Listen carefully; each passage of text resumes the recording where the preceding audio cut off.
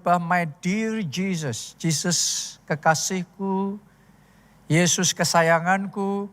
Saya ingin bagikan kepada saudara satu rahasia keberhasilan pelayanan Tuhan Yesus, yaitu disiplin. Jadi hari ini kita belajar tentang pentingnya disiplin dan disiplin seperti apa yang dipunyai oleh Tuhan Yesus. Kita baca dulu Matius 13 ayat yang ke-54 sampai ayat yang ke-56. Setibanya di tempat asalnya, Yesus mengajar orang-orang di situ di rumah ibadat mereka.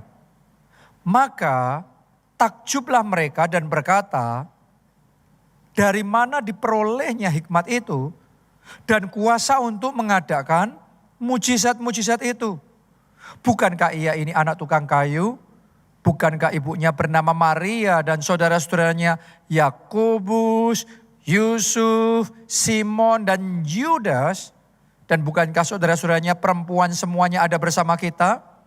Jadi dari mana diperolehnya semuanya itu?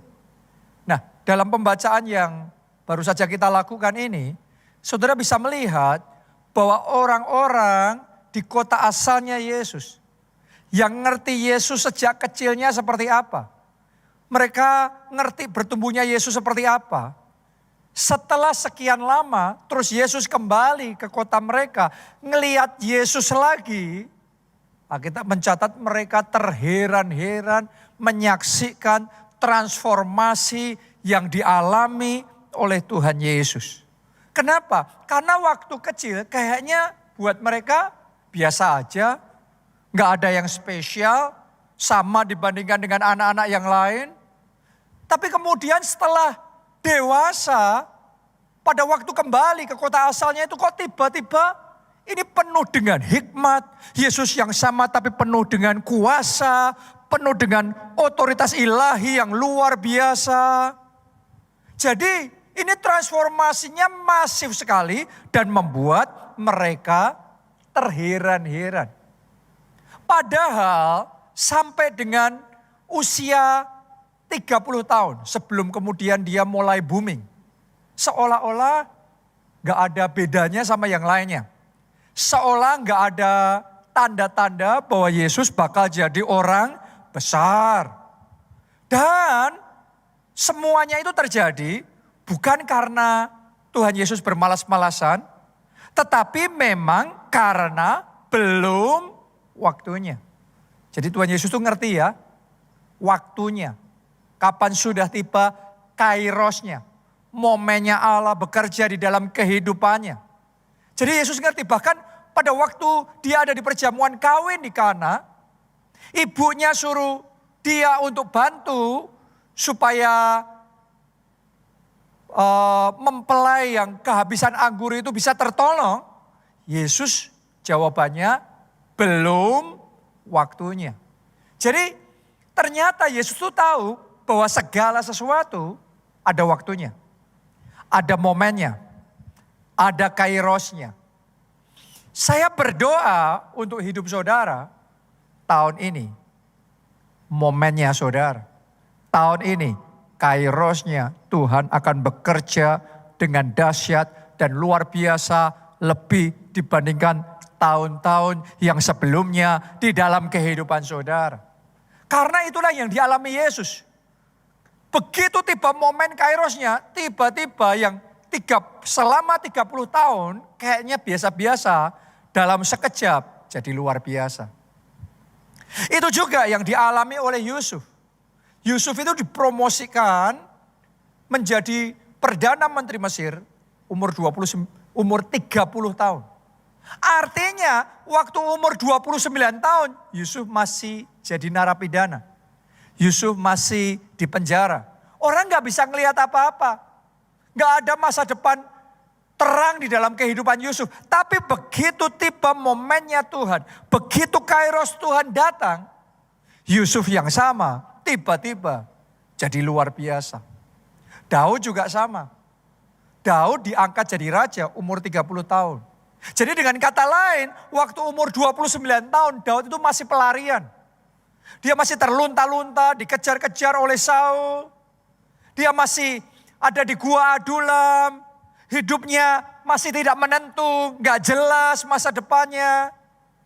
Tapi yang luar biasa, dalam keadaan yang seperti itu, begitu tiba waktunya, dalam sekejap perubahan terjadi. Itu kairos, itu momennya Tuhan. Dan saya berdoa tahun ini kairos Tuhan datang dalam hidup saudara. Dan ketika kairos itu datang, tiba-tiba perubahan terjadi. Tiba-tiba lompatan dahsyat terjadi. Tiba-tiba transformasi besar Anda alami di dalam kehidupan saudara. Ini sama seperti pohon bambu Cina. Anda pernah dengar kisahnya apa tidak? Ternyata saudaraku, masa pertumbuhan pohon bambu Cina ini yang menentukan adalah di tahun kelima. Karena selama 5 tahun pertama, pertumbuhannya kayak pelan banget. Pertumbuhannya kayak biasa banget. Bukan berarti dia nggak bertumbuh. Tapi akarnya yang bertumbuh ke dalam. Ya, tetapi yang kita lihat di atas permukaan tanah paling cuma beberapa puluh sentimeter selama 5 tahun. Coba Anda renungkan itu. Yang luar biasa, di tahun kelima, tiba-tiba kayak kairos Tuhan datang untuk pohon bambu Cina ini. Dan tiba-tiba dia masuk di dalam satu masa pertumbuhan yang mengagetkan luar biasa. Dalam setahun saja, ketinggian yang tadinya cuma beberapa puluh sentimeter, tiba-tiba bisa naik sampai beberapa puluh meter, sampai 30 meter. Dan itu mencengangkan, itu mengagetkan, itu satu transformasi yang luar biasa. Oh, saya berdoa tahun ini momennya transformasi Tuhan kerjakan dalam hidup kita. Ini tahunnya kairos Tuhan buat gereja kita ngalami lompatan besar, ngalami great multiplication yang luar biasa. Saya berdoa ini tahunnya Anda diangkat, dipromosikan dan mengalami ekspansi yang luar biasa, promosi dan terobosan yang dahsyat di dalam kehidupan saudara. Siapa yang mau ngalami kairos yang dari Tuhan? Siapa yang mau ngalami momen Tuhan datang di dalam kehidupan saudara? Transformasi yang luar biasa. Kuncinya adalah disiplin. Nah, kadang-kadang sebagian orang nggak ngerti. Buat sebagian orang yang namanya kairos Tuhan datang tiba-tiba tanpa ngapa-ngapain. Jadi cuma bermalas-malasan, nanti kalau sudah waktunya Tuhan kan jadi sendiri.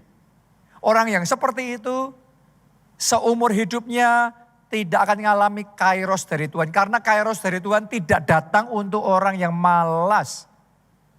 Kairos dari Tuhan akan datang untuk orang-orang yang punya disiplin tinggi. Karena itu saya berdoa semua jemaat keluarga Allah, saudara semua yang mendengarkan firman Tuhan ini secara online, dimanapun Anda berada, ayo tingkatkan disiplin saudara. Karena hanya orang-orang yang punya disiplin yang tinggi akan dapat kairos yang daripada Tuhan. Kalau saudara disiplinnya besar, maka transformasimu juga besar. Kemenanganmu juga besar. Lompatanmu juga besar. Tapi kalau saudara disiplinnya kecil, jangan heran. Kalau kemenangannya kecil, transformasinya, kemajuannya kecil. Kalau nggak ada disiplin, nggak ada perubahan, nggak ada transformasi. Itu sebabnya saya ingin ajak kita semua, ayo ambil komitmen mulai dari sejak sekarang. Tingkatkan disiplin. Semuanya katakan tingkatkan disiplin. Kita harus jadi pribadi yang punya disiplin yang tinggi. Karena disiplin yang tinggi itu yang akan membawa impian menjadi realita. Karena disiplin yang tinggi itu yang akan membuat hidup kita jadi produktif. Hidup kita jadi berbuah. Ada hasil yang nyata dari perjuangan kita melalui disiplin yang tinggi. Disiplin yang tinggi akan membuat skill kita bertambah tajam. Ya, kemampuan kita bertambah kapasitasnya. Dan segala sesuatu dalam hidup kita akan berkembang. Semuanya itu terjadi melalui yang namanya disiplin. Melalui disiplin kita akan naik level. Melalui disiplin kita akan mengalami upgrade di dalam segala aspek kehidupan kita. Kuncinya disiplin. Miliki disiplin. Ayo kita belajar dari Rasul Paulus seperti apa dia membangun disiplinnya sampai-sampai pelayanan Rasul Paulus ini mendunia. Pelayanan Rasul Paulus ini dampaknya dahsyat sekali. Melalui hidupnya Injil diberitakan dari Yerusalem, Yudea, Samaria sampai ke ujung bumi. Kita baca 1 Korintus 9 ayat yang ke-27. Tetapi aku melatih tubuhku dan menguasainya seluruhnya. Ini disiplin ya. Disiplin itu perlu dilatih.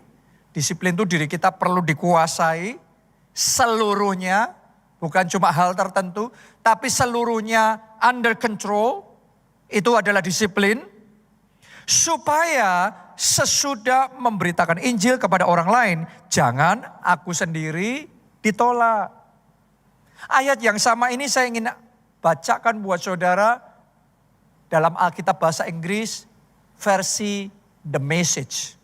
Ya, saya ingin bacakan ayat 26 dan 27. Jadi 2 ayat ya. Ditulis begini. I don't know about you, but I am running hard for the finish line.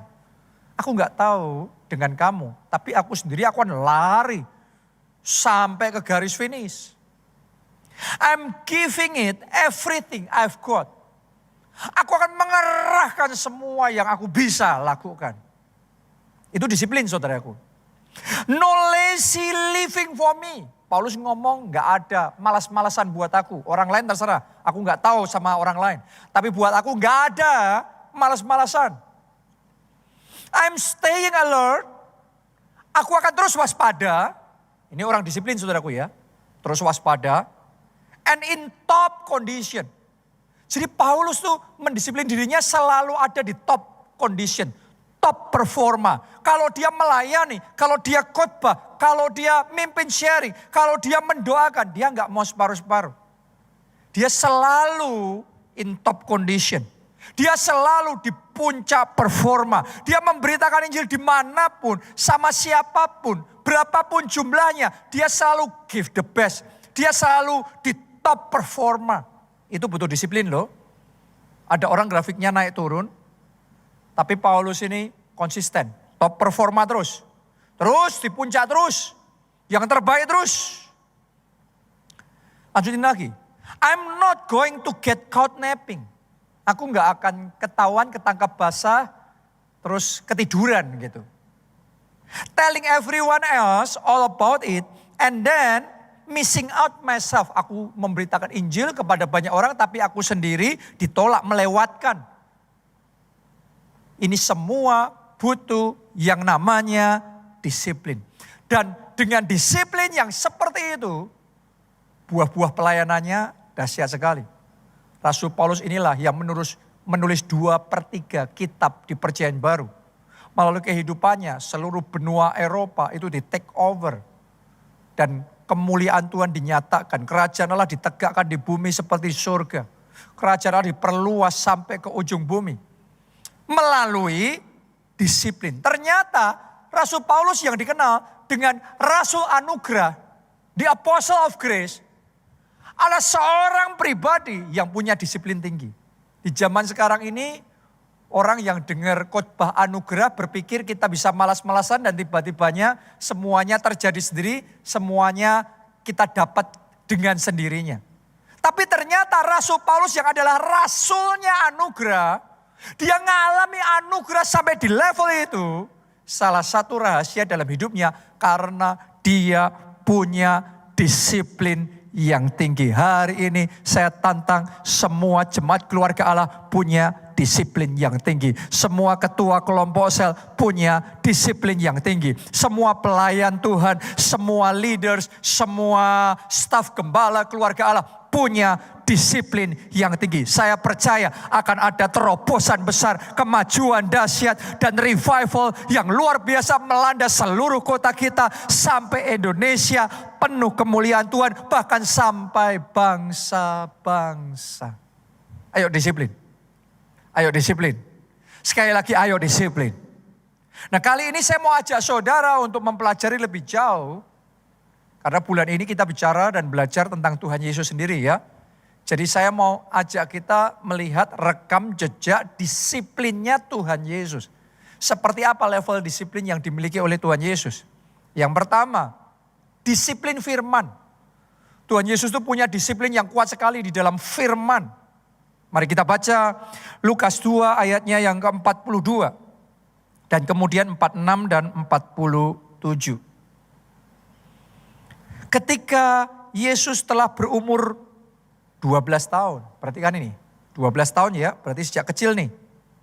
Pergilah mereka ke Yerusalem, ini sekeluarga, seperti yang lazim pada hari raya itu. Sekarang lompat ayat 46 dan 47. Sesudah 3 hari mereka menemukan dia dalam bait Allah. Ia sedang duduk di tengah-tengah alim ulama sambil mendengarkan mereka. Jadi mendengarkan nih, belajar nih. Ternyata bukan cuma belajar. Yang kedua, dan mengajukan apa? Pertanyaan-pertanyaan kepada mereka. Jadi dia itu bukan cuma sambil lalu. Dia belajar, terus dia mengajukan pertanyaan-pertanyaan. Untuk memastikan yang dia pelajarin benar. Ya, untuk memastikan dia ngerti sampai ke akar-akarnya. Jadi ada kehausan belajar yang sangat besar. Yang dimiliki oleh Tuhan Yesus. Untuk belajar firman Tuhan. Disiplinnya untuk belajar firman Tuhan ternyata sudah sejak dari kecil. Dia punya ketertarikan besar di dalam firman Tuhan. Ayat 47. Dan semua orang yang mendengar dia sangat heran akan kecerdasannya dan segala jawab yang diberikannya. Hebat sekali saudaraku. Jadi bukan cuma mendengar, bukan cuma mengajukan pertanyaan, tapi dia juga memberikan jawaban-jawaban. Jadi ada timbal balik. Dan ketika dia memberikan jawaban-jawaban, orang tuh bisa ngerasain ini jawabannya bukan asal jawab. Ini jawabannya bukan jawaban kosong, jawaban yang mentah, tapi jawabannya ini tajam. Jawabannya ini berbobot. Jawabannya ini penuh dengan hikmat. Sampai orang-orang yang di sana terkagum-kagum sama anak kecil umur 12 tahun. Oke, zaman sekarang SMP kelas 1. Jadi ternyata ini kunci dari rahasia keberhasilan pelayanan Tuhan Yesus. Disiplin dalam firman Tuhan. Itu sebabnya jangan heran karena sudah sejak kecil ya. Dan terus disiplin firman. Makin hari dia makin belajar firman. Makin lama dia punya clarity yang semakin jelas. Dia punya kejelasan yang semakin gamblang. Sesuatu itu saudaraku ya sama-sama kita mempelajari. Tapi kalau kita mempelajari lagi dan lebih lagi dan lebih lagi. Maka kejelasannya akan tambah tajam. Tadinya masih samar-samar. Tadinya masih ngeraba-ngeraba. Tadinya cuma ngerti gambaran besarnya. Tapi sekarang kita ngerti dengan details. Kita ngerti angle-angle-nya. Kita ngerti seluk-beluknya. Ketajamannya luar biasa. Kenapa? Karena disiplin firman. Itu yang dialami oleh Tuhan Yesus. Dia punya kejelasan yang luar biasa. Itu yang menjadi alasan kenapa Tuhan Yesus tahu benar arah yang Allah mau di dalam kehidupannya. Dia tahu rencana Allah dengan jelas. Dia ngerti direction yang harus dia ambil. Dia nggak coba-coba. Dia tahu rumus pastinya.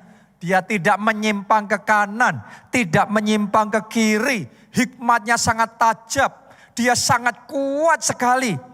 Dia tahu apa yang harus dilakukannya dan bagaimana cara melakukannya. Itu semua kejelasan dia temukan karena disiplin firman yang sangat kuat di dalam kehidupannya. Itu sebabnya pelayanannya berdampak besar dan pelayanannya berbuah luar biasa sampai orang-orang di kota asalnya yang sudah lama gak ketemu dia. Begitu ketemu, tadi kita baca, mereka terheran-heran. Ini luar biasa sekali. Hikmat itu gitu saudaraku. Hikmat itu kita belajar sekarang, kita belajar kayaknya enggak langsung. Tapi over the time, melewati sekian waktu, tiba-tiba itu perubahannya bisa huge sekali. Bisa besar sekali. Jadi hari ini Saya ingin ajak saudara, jangan meremehkan lagi. Ayo disiplin firman. Semuanya katakan disiplin firman. Semuanya katakan saya harus disiplin firman. Sementara Anda disiplin firman, nanti Anda akan lihat firman Allah semakin tertanam. Clarity, kejelasan saudara akan semakin tajam. Anda dalam hidup ini gak coba-coba lagi.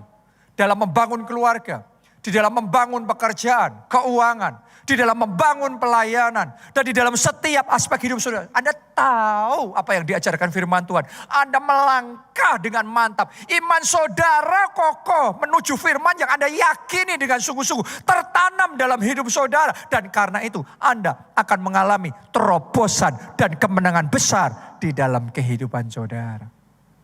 Saya sendiri juga meningkatkan disiplin firman di dalam kehidupan saya. Setiap hari, setiap pagi dan malam, saya mengisi diri saya dengan firman Tuhan. Ya, jadi bukan cuma sesekali ya, tapi setiap pagi dan malam saya mendisiplin diri saya, mengisi diri saya dengan firman Tuhan. Saya mencharge pikiran saya dengan firman yang berisi hikmat. Untuk apa? Untuk membukakan pikiran saya. Untuk membuat saya jadi tahu nih, apa yang harus saya lakukan, apa yang Tuhan mau saya kerjakan. Terus untuk mengatasi masalah seperti ini, caranya gimana? Saya belajar dari firman. Untuk membalikkan keadaan gimana caranya? Untuk supaya bisa mengalami kemenangan, jalan untuk menang seperti apa? Saya pelajari satu persatu, tiap hari. Biasanya material utama tentunya Alkitab. Tapi juga saya belajar tiap hari hal-hal, material, konten, buku yang sejalan dengan firman Tuhan, additionalnya. Ya, tapi main utamanya firman dan itu tiap hari. Jadi tiap pagi sebelum saya sibuk lakuin yang lain, ya setelah saya doa, saya bersekutu sama Tuhan, saya juga mencharge pikiran saya dengan firman.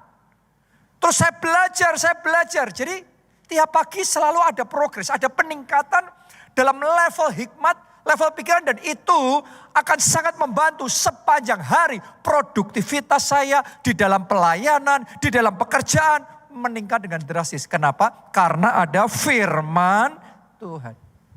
Itu sebabnya buat saudara yang saat ini menghadapi masalah di dalam kesehatan saudara, charge diri saudara, isi diri saudara dengan firman tentang kesehatan.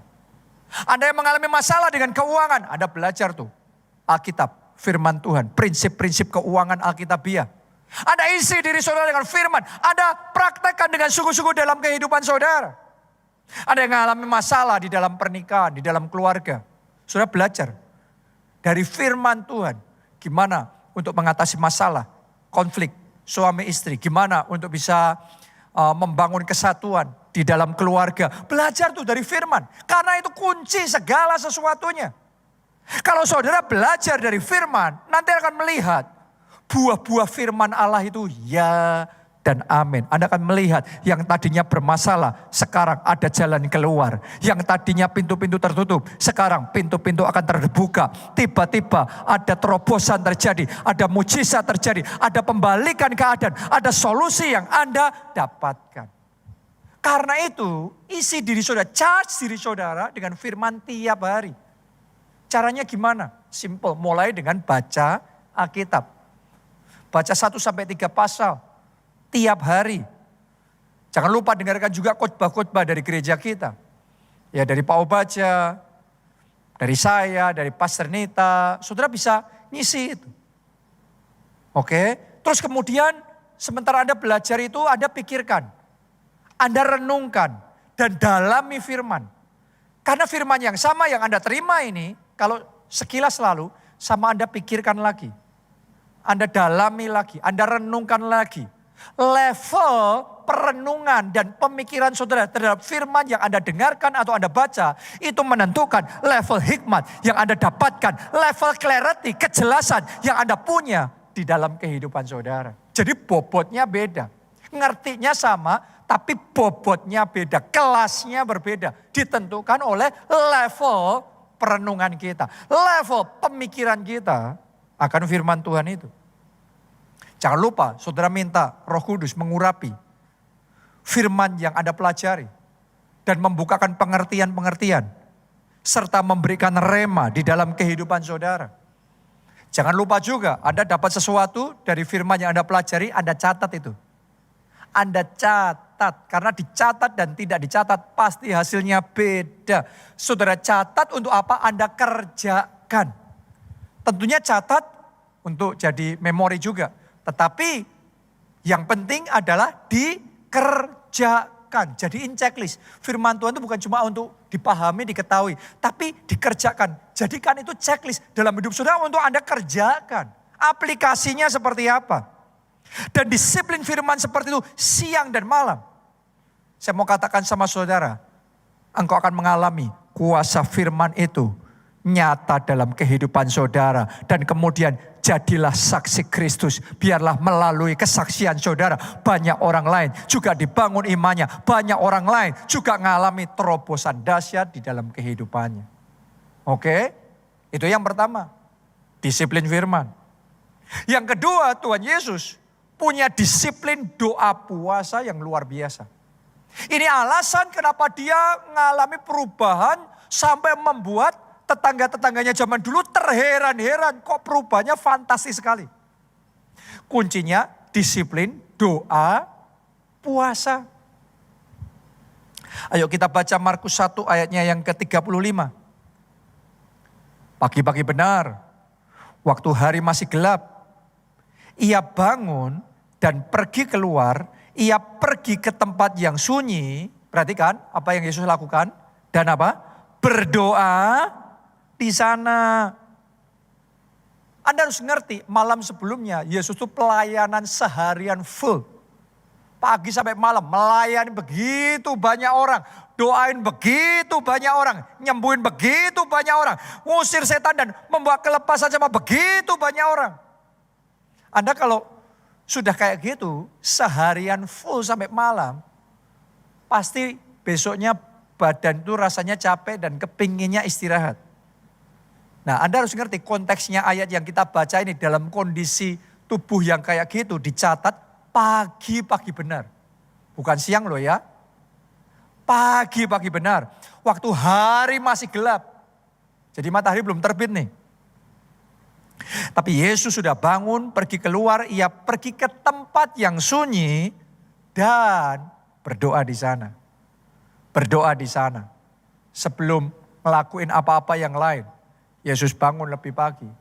Dia berdoa di sana. Dalam keadaan tubuh yang capek. Dalam keadaan tubuh yang kepengennya tidur sebentar lagi. Tapi Yesus mendisiplin tubuhnya begitu rupa. Dia taruh itu under control.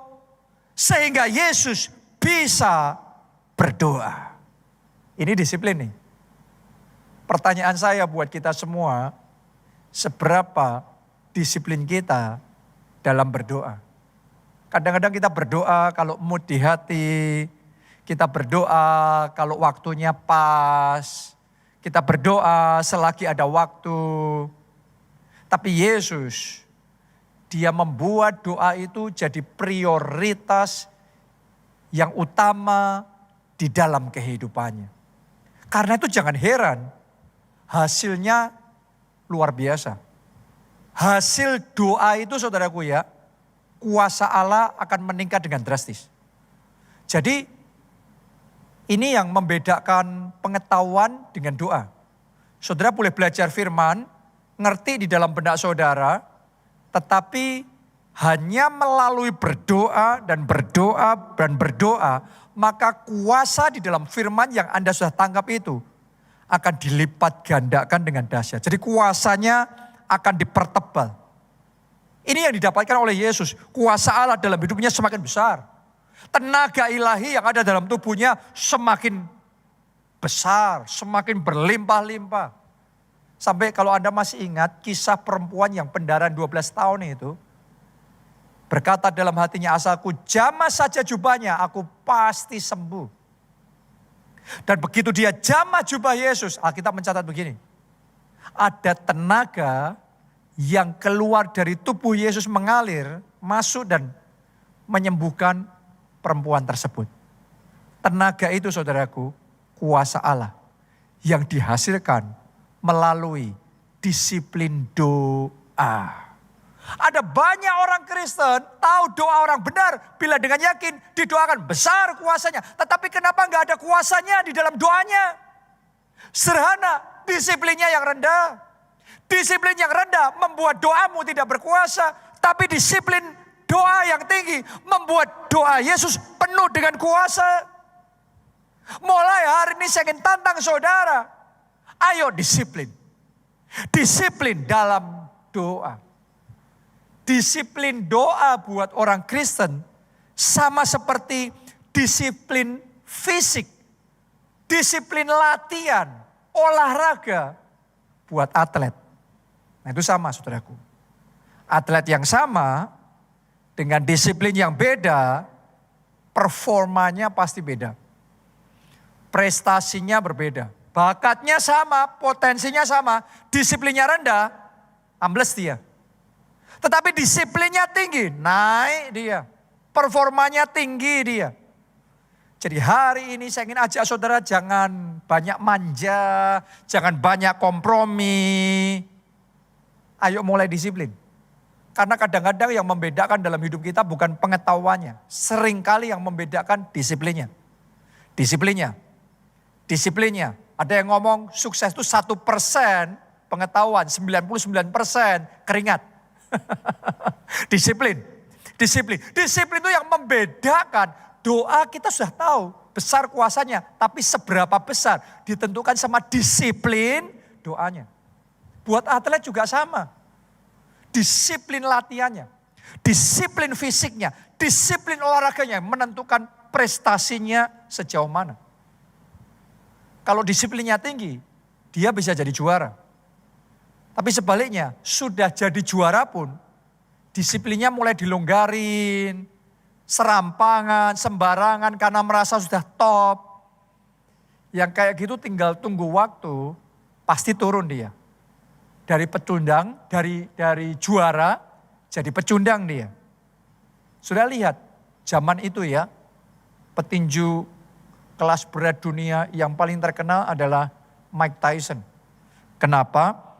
Karena dia memang terkenal dengan latihan keras dan dedikasi yang luar biasa di dalam berlatih.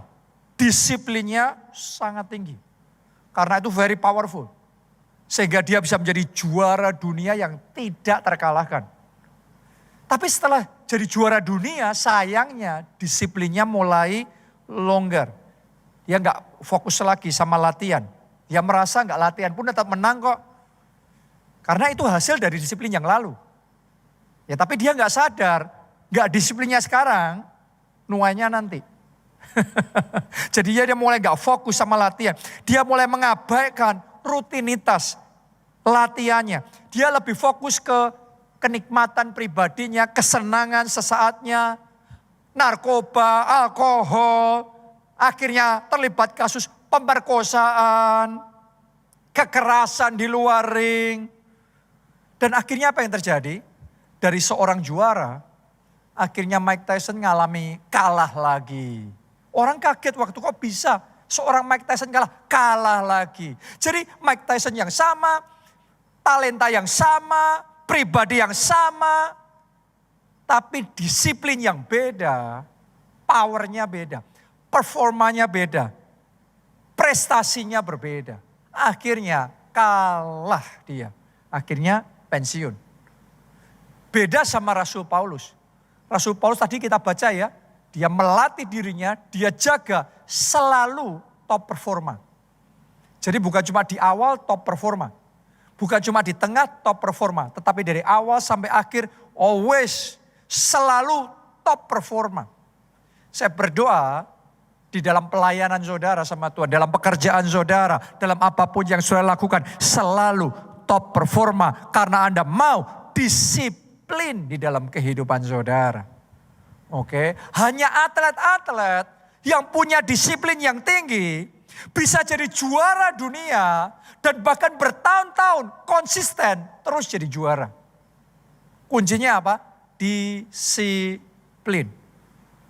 Nah seperti itu buat kita orang Kristen yang menentukan adalah disiplin doa, dan puasa. Jadi saya sudah bahas tentang doa ya. Tapi saya tambahkan sama saudara, doa dan puasa. Miliki disiplin doa, miliki juga disiplin puasa. Saya tantang jemaat keluarga Allah, pelayan Tuhan dan leaders di gereja ini, ayo tingkatkan disiplin doa puasa kita. Karena hanya melalui disiplin doa puasa, kita akan melihat kuasa Allah dinyatakan dengan dahsyat. Dan bukan hanya untuk sesaat, tetapi terus menerus sepanjang masa. Revival yang akan Tuhan kerjakan akan tambah dahsyat, lebih dahsyat, dan semakin luar biasa. Kuncinya disiplin doa puasa. Saya melihat ini contoh yang luar biasa dalam hal ini adalah Pastor I.E. Adeboye. Salah satu alasan kenapa sampai hari ini, di mana usianya sudah 81 tahun, tapi Pastor Adeboye masih juara dunia. Masih jadi pendeta gereja terbesar di dunia. Dan tidak ada tanda-tanda slowing down. Sebaliknya makin hari pelayanannya makin berdampak. Makin hari pertumbuhannya makin luar biasa. Impact-nya makin powerful. Sampai ke bangsa-bangsa. Sederhana karena disiplin doa puasanya. Dia boleh dikatakan tiap hari memang hidupnya dalam doa dan puasa, pujian dan penyembahan, firman Tuhan. Tahukah saudara, tiap hari sampai dari muda ya, sampai sekarang, dia masih doa keliling tiap hari 7 kilometer. Coba renungkan itu, tiap hari itu. Setiap tahun dia masih doa puasa 40 hari, 40 malam. Anda gak salah dengar loh. Jadi dia doa puasa itu bukan cuma 40 hari. Kakek tua ini saudaraku doa puasa 40 hari, 40 malam. Sama sekali gak makan loh. Coba renungkan. Bukan waktu masih muda saja. Tapi sampai hari ini, umur 81 tahun. Tidak heran, dia tetap jadi juara dunia. Sampai sekarang. Kenapa? Kuncinya disiplin. Disiplin. Disiplin. Saya tantang saudara semua. Ayo lipat gandakan disiplin saudara. Lipat gandakan disiplin firman. Lipat gandakan disiplin doa. Lipat gandakan disiplin puasa. Ini yang menentukan seberapa manifestasi kuasa Allah yang dinyatakan dan tetap terus dinyatakan dalam hidup saudara. Kalau dulu karena Anda disiplin doa puasa, kuasa Tuhan bekerja luar biasa, setelah itu Anda longgar. Tinggal tunggu waktu. Oke, akan turun lagi. Karena itu jaga disiplin saudara. Always on top performa. Mari kita lihat disiplin puasanya Tuhan Yesus. Lukas 4 ayat 1 sampai 2. Yesus yang penuh dengan Roh Kudus kembali dari sungai Yordan, lalu dibawa oleh Roh Kudus ke padang gurun. Di situ ia tinggal 40 hari lamanya dan dicobai iblis. Selama di situ ia tidak makan apa-apa dan sesudah waktu itu ia lapar. Tuhan Yesus doa selama 40 hari, 40 makan malam, tidak makan apa-apa. Ternyata disiplin doa puasa ini asalnya dari Tuhan Yesus. Dia tidak kompromi. Bahkan kalau Anda pelajari dengan jelas, sudah di hari ke-40 pun, itu hari terakhir loh. Untuk dia doa puasa. Dia nggak kompromi. Belum waktunya buka puasa, iblis goda-goda, nawarin untuk buka puasa sedikit lebih awal. Yesus say no. Itu disiplin, butuh disiplin. Karena orang yang nggak punya disiplin di level yang tinggi, Selalu akan ngomong sama diri sendiri, nggak apa-apa, ini nggak apa-apa, cuma tambah sedikit. Ini kan cuma 1-2 menit, ini itu, nggak apa-apa. Tapi yang sedikit kayak gitu, lama-lama jadi bukit. Kompromi sedikit, akhirnya kompromi bukit. Saya mau ngomong sama saudara, ayo disiplin doa puasa. Karena puasa akan memperbesar kapasitas manusia roh saudara. Puasa akan melipat gandakan size urapan Allah di dalam kehidupan saudara. Puasa akan mengupgrade skala mujizat-mujizat yang Tuhan mau nyatakan di dalam kehidupan saudara. Jemaat keluarga Allah, saya tantang, ayo bangkit doa puasa. Saya mau ajak saudara ya, hari ini kan tanggal 21 April. Kita akan mulai doa puasa besok Senin tanggal 22 April selama 40 hari ke depan sampai tanggal 1 Juni. Semuanya ikut. Para pelayan Tuhan ikut. Ketua kelompok sel KKS, ayo puasa. Staf gembala, leaders, ayo doa puasa. Semua jemaat bersama-sama bangkit doa puasa. Saya percaya ini satu kunci yang sangat penting yang harus kita kerjakan. Kalau kita mau tahun ini ngalami great multiplication, ngalami pelipat gandaan dahsyat di dalam kehidupan kita. Ayo disiplin doa puasa. Siapa yang mau? Angkat tangan saudara, siapa yang mau? Angkat 2 tangan saudara. Mari bangkit berdiri.